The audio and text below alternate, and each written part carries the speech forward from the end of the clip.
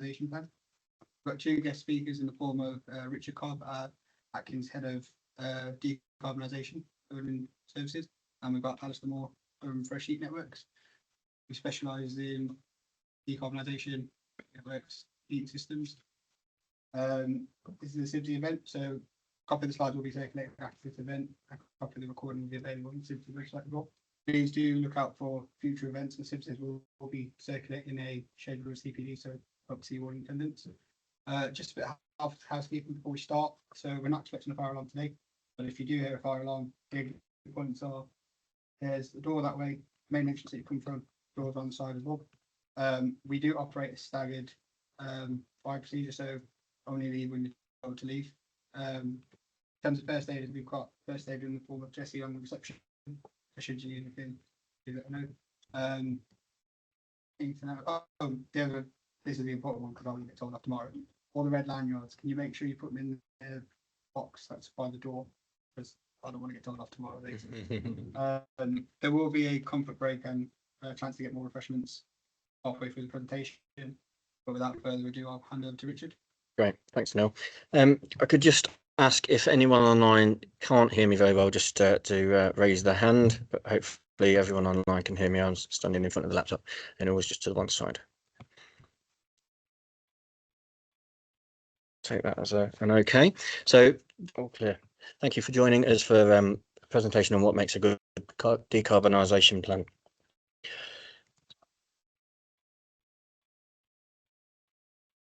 So I don't propose to run through the contents at all, but we'll be setting the scene, looking at establishing aspirations, establishing a baseline, looking at ways to reduce energy from the onset, and looking at existing plant and equipment for opportunities, but also looking at on-site generation. And then on a wider piece, we'll be looking at heat networks with Alistair, and we'll, as Anil said, we'll have a comfort break just before that, and we'll go from there. So just setting this in on the Climate Act, I hope everyone's sort of aware that by 2050, the government has signed up to be 100% net zero by 2050. It's a big ambition, especially with changes in government. But if we don't adhere to this, we're going to see a 2 degrees rise in Celsius, and 70% of the Earth's shorelines will be affected by at least 0.2 meters, and we're going to lose a lot of coastline, as you can imagine. So it's a hot topic. It's been going around for quite a while, but we really need to accelerate the process. As you can see, we've got 25% of the UK's emissions are related to the built environment. 71% of those are related to operational emissions alone. And if you think just looking at new build is going to stop it, 80% of existing buildings will be in occupancy in the 2050 deadline. So it's very important to look at existing buildings and retrofit. There's lots of different scope items in terms of emissions. Scope 1 is looking at direct emissions, say from gas boilers. Scope 2 would be indirect emissions from purchased fuel, such as electricity and gas. And then Scope 3 emissions, such as business travel, supply chain emissions, and we'll be focusing on 1 and 2 emissions associated with building services. So that's operational carbon. I think it's very important to establish an aspiration with any potential client to develop a decarbonisation plan, looking at their budget and their timeframes. We're working with many different bodies, including colleges, government bodies, that are all signed up to different timeframes. It might be 2030, 40, or even 50. There's various aspirations to be set. Optimization of a building can be some quick wins, and we can see there that from the UK GBC findings that potentially 26% of emissions could be reduced by just optimization alone. We'll come on to the definitions in a little while. Light retrofit, 33% reduction, and maybe up to 60 to 65% for deep retrofit And if you go that one step further, we can get to net zero carbon for operational energy. So just looking at those aspirations, so optimization is looking at the performance of the building, maybe looking at operational set points, looking at behavioural change of the occupier. And if we're looking at optimization, each phase that we look to decarbonise a building, we need to optimise that each time. So we're looking at the building controls every time to make sure that we're running it as at the optimum levels. Light retrofit looks at basic remodeling, maybe replacement of pumps and fans, or maybe adaptation of existing building elements, such as a single aspect, such as lighting. Easy win for changing any fluorescent lighting out there for LEDs. There's still a lot of fluorescent lighting out there, so changing that to LEDs is a big impact, and we'll see that later on. Looking at heating and cooling zones for the building. If you could imagine a college building, the classroom on one side of the building, classroom on another side of the building. If we had adequate zoning, we could have those classrooms together and shut half of the building down, saving energy that way. And deep retrofit, looking at significant impact on a building, maybe some facade changes, replacement of the building services, major disruption involved potentially, and costly, but in many circumstances necessary. And then looking at the net zero definition, if we're going for that one step further, I think we'll find that fossil fuels need to be eliminated. We'll look at the decarbonisation of the grid into electricity later on.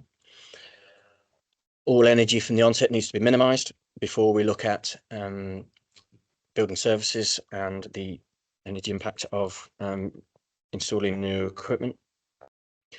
We've got to make sure it meets the local targets in terms of any government and planning restrictions. All energy is to be generated on or off-site using renewables, and any unavoidable residual emissions are to be offset. As you can imagine, if we've got a high-rise commercial building, we're going to be very hard pushed to offset all the emissions on site. So therefore, we're looking at off-site or offsetting. So a decarbonisation plan can look at many different aspects. It can look at an energy master plan, maybe of a city, a site-wide campus, portfolio-wide decarbonisation plan, maybe of a governing body such as the GPA or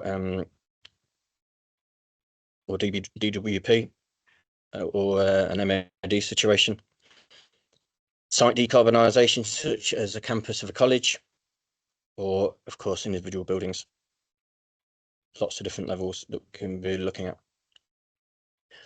We've got lots of tools that we can use to find out how to decarbonise a building.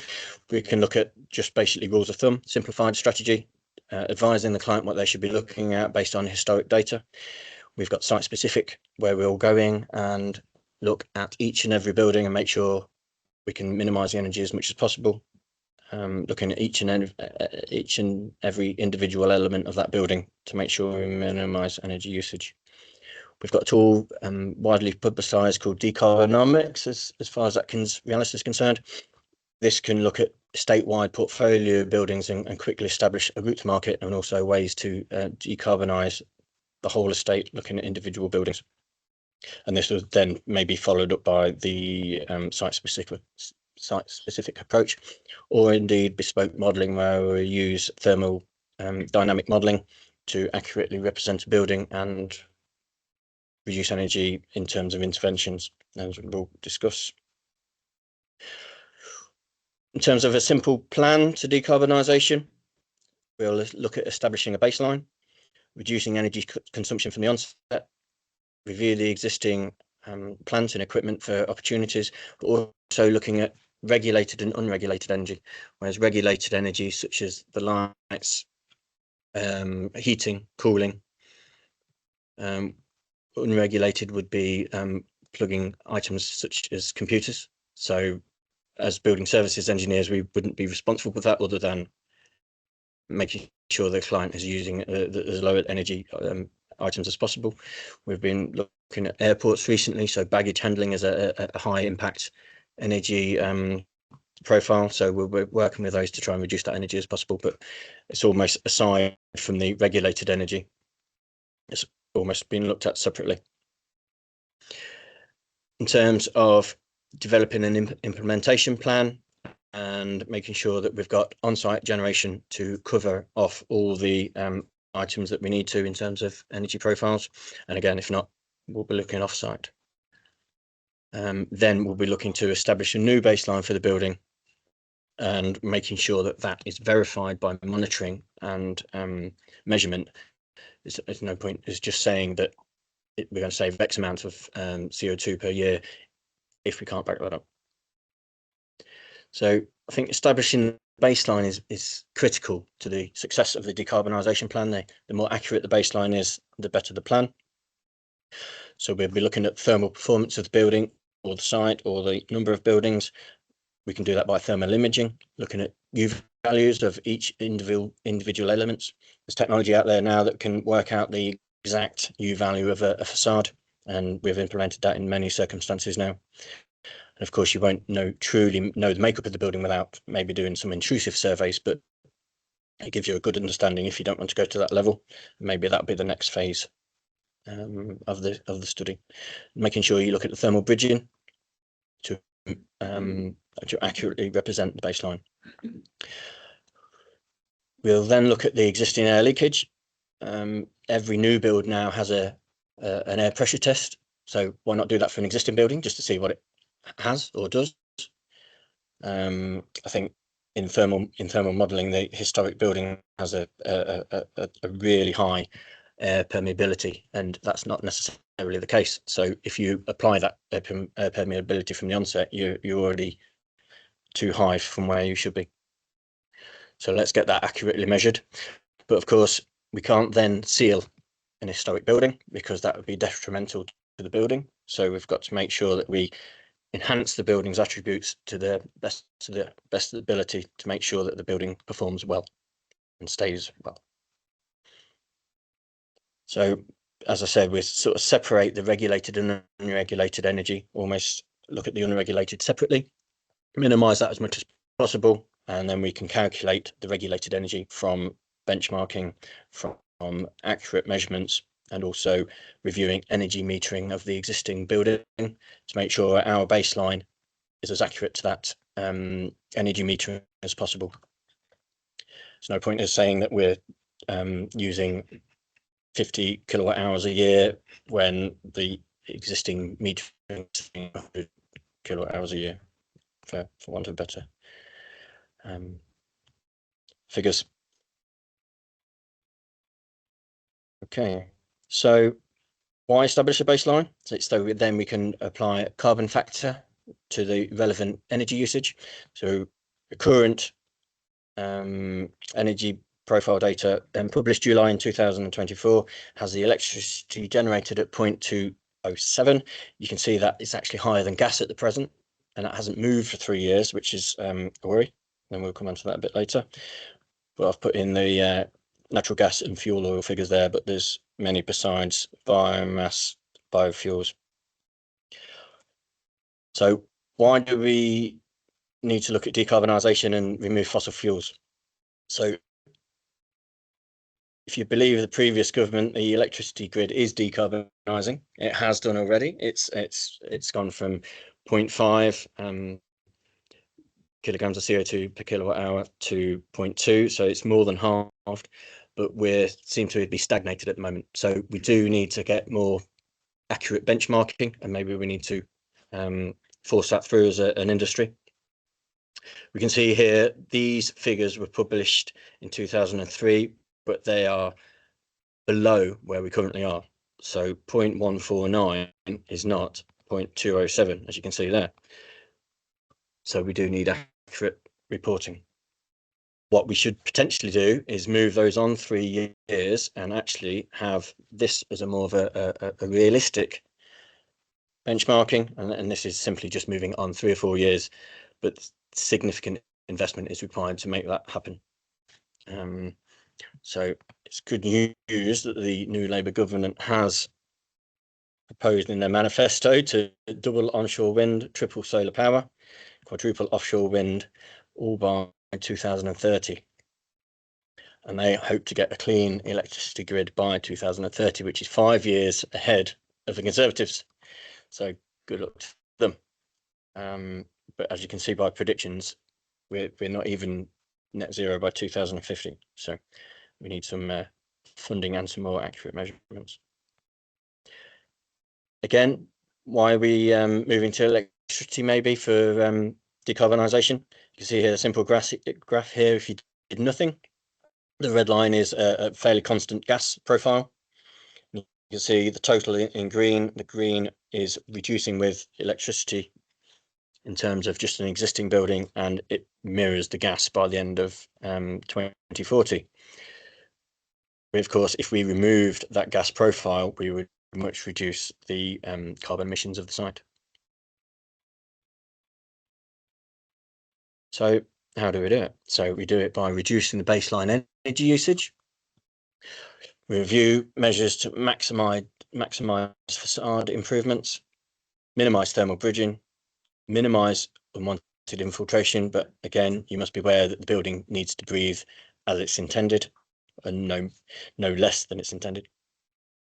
And again, maximize fabric upgrades. But again, probably beware that you don't want to be putting a foil-faced phenolic foam with gypsum plaster on an existing building that's using lime mortar. Like an historic building, you're just going to make problems for interstitial condensation. So work with your building surveyors and make sure that they are on board, and your architects, to make sure that we don't cause more problems than we're saving. Educate building occupiers, probably critical, definitely critical. Review building management and operation. I've been to a school recently where in the middle of winter the snow's on the ground. I've been doing an energy audit, and they've just kept all the doors open so the kids can go in and out.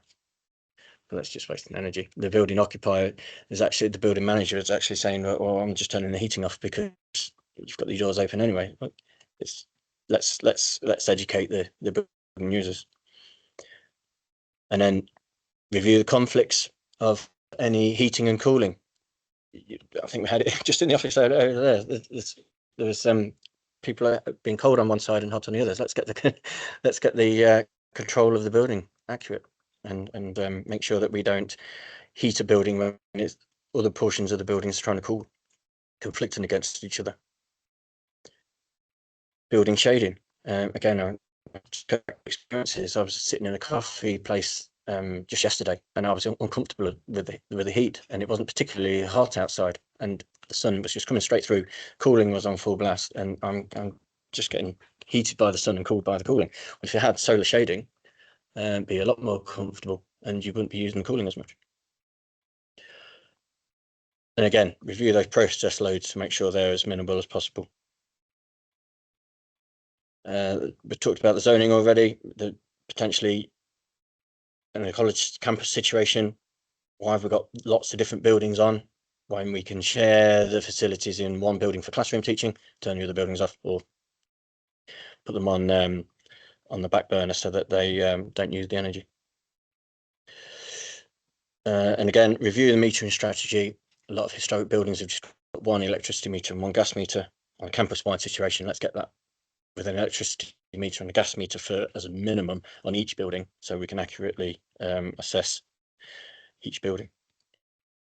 And then we run the calculations and optimization for each phase. So I've got review existing plant and equipment for opportunities. I've got one exception. Sorry, I've said it's more of a checklist of possibilities. Each building is going to be different.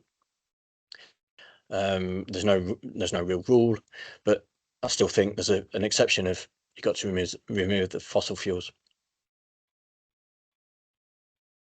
We'll look at pump and ventilation fan replacements, making those as efficient as possible.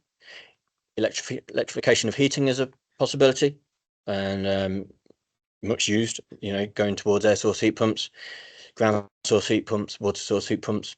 We've done a study recently where if you apply all the building facade upgrades that you can, you're actually reducing the internal heat loads to a degree where air source heat pumps will work at the lower temperatures they're designed for. So you then don't have to ramp them up with, say, a water source heat pump, and then making the efficiency far greater.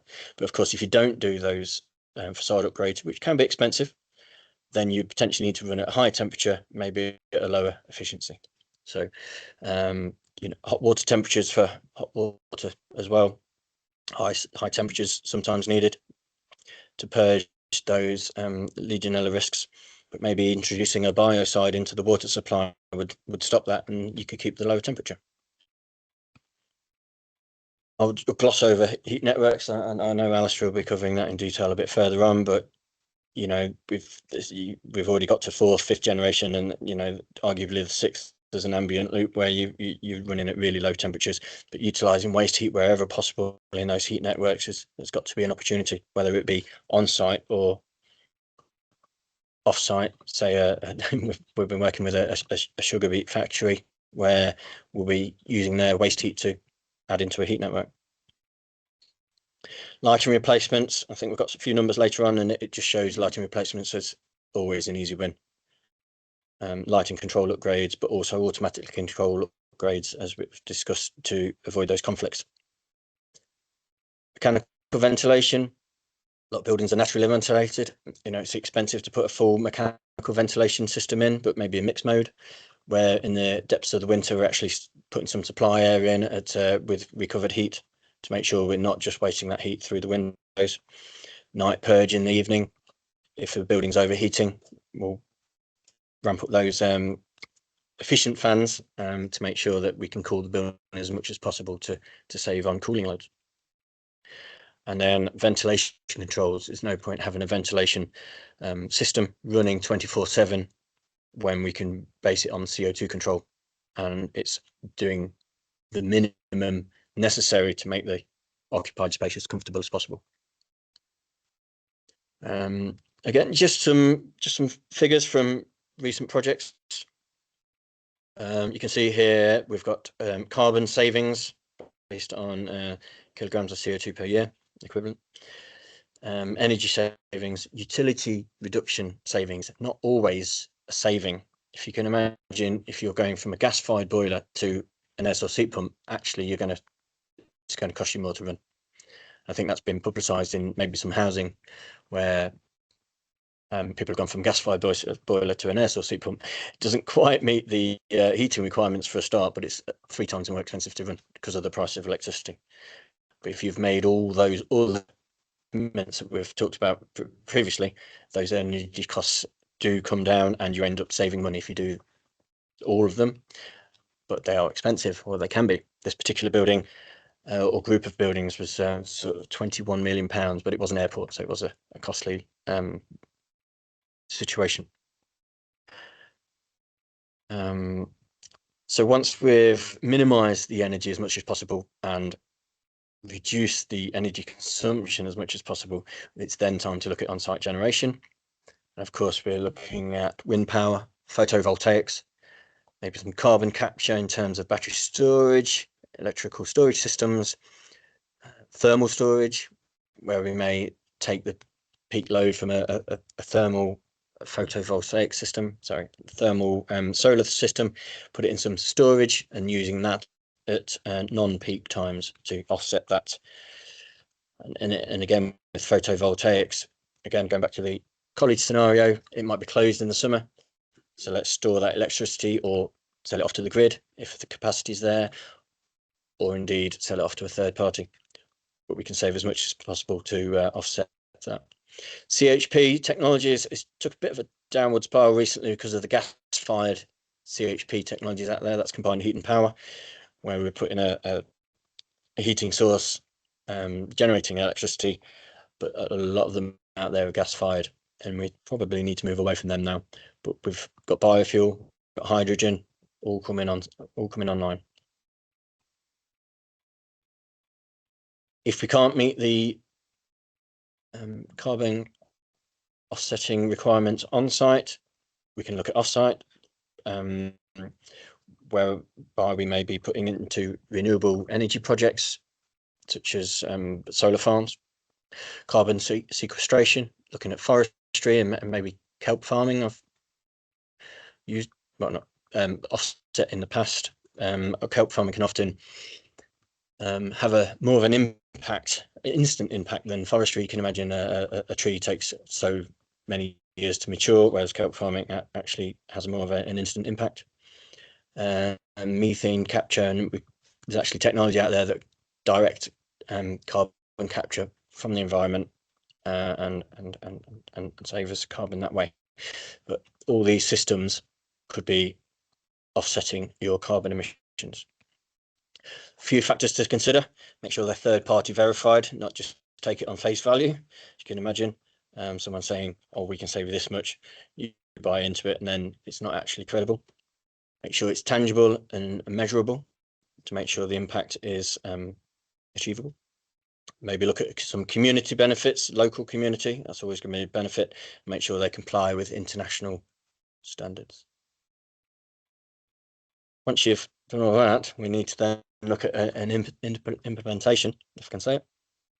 You can see here for this college I keep talking about, their target was 2038.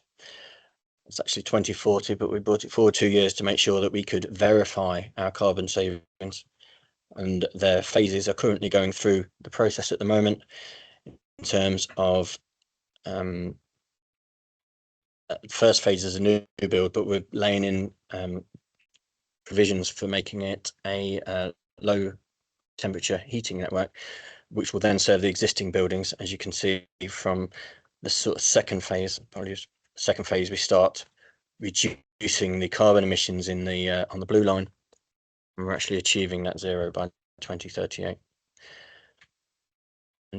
Another way of reporting, you can see here, and I think this is the airport scenario, where they're actually increasing passenger numbers, but the funding wasn't available to 2026. Their funding wasn't available to 2026. We can see here that the energy profile doesn't reduce too much because of the increased passenger numbers, but we can see from 2026, by each phase, we are reducing the, which is the orange line, sorry, reducing the energy consumption. You can see from the existing to the proposed, we're significantly reducing emissions and energy consumption. But, sorry, just to caveat that, I did say the energy consumption wasn't reducing, but because of the PV installed, that has the offset value. And then probably just looking at some funding options, past and present. We've got the Low Carbon Skills Fund, public sector decarbonisation schemes, lots of different phases for these, and future funding, social housing decarbonisation schemes, home upgrade grants, heat network efficiency schemes. But the new Labour government have earmarked £15 billion worth of investment, I believe, and that's reported currently, to improve and reshape the public procurement. So all to play for. I'm going to stop there and ask for any questions. Anyone online, please feel free to either ask some questions or put them in the chat pane. I'm going to hand over to Alistair shortly, so I'll sit down and answer those questions online. But got one from the room. Thanks.